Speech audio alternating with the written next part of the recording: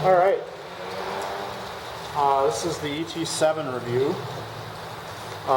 So the ET7, just a couple things about it. First, the ET6 and 7 have this new fuel tank mount. It's definitely more solid than the ET1 because this little brass piece is screwed onto the wood there, and this bracket connects on the base of the engine. Whereas the ET6, the fuel mixer is right here where my finger would be, so it's even with the tank like on the ET1.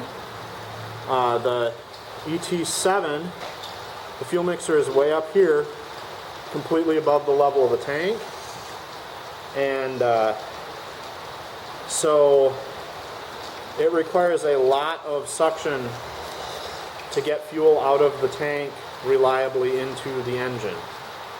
I did notice that this valve must be a different profile, this needle valve, than the other engines, because it does pull a ton of fuel at like a quarter or an eighth of turn. It just sucks so much fuel, and it will kind of run that tank out, but it's pretty, it does so relatively quickly.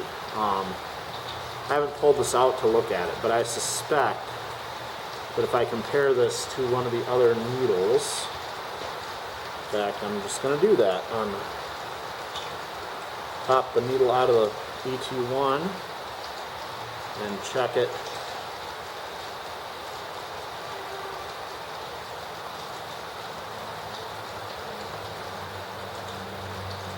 But I want to make sure I keep these separate because I don't want to accidentally swap them if they're different. So. Oh, yeah. Alright. It is not going to be possible to show on camera because these needles are so tiny, but the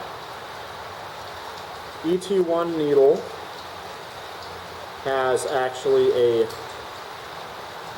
slightly lower taper compared to the ET7 here. So I would guess, because of the slightly fatter taper, or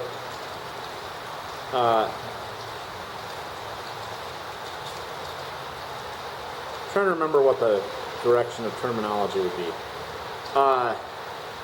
The tapers are different on these, so I would bet that if the seat in here, because these are probably all manufactured the same, doesn't match the taper on this valve. That's why it's so drawing so much fuel so quickly at a quarter turn. But it is running okay.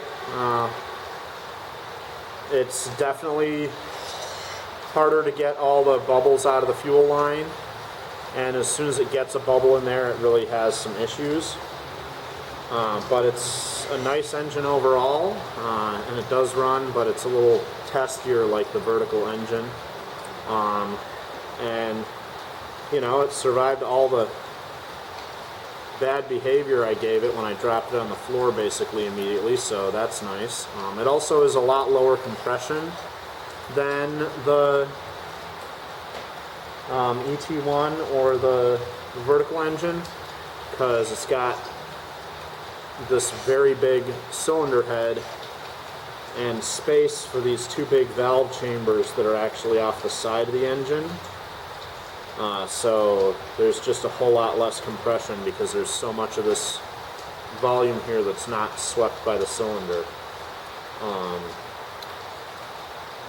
And then it is, you know, the nice long rocker arm action This is another design that was on old turn of the 20th century horizontal engines. Is this long rocker arm. So it, but obviously from a distance it looks basically like all the other flyweight governed hit and miss engines that have the weights in the middle of the flywheel. So yeah, it's a nice little engine. Like I said, a bit more cantankerous like the vertical one, so if you're just getting one that you want to be less frustrated with and can play with more, I would go with the ET1 or the ET6.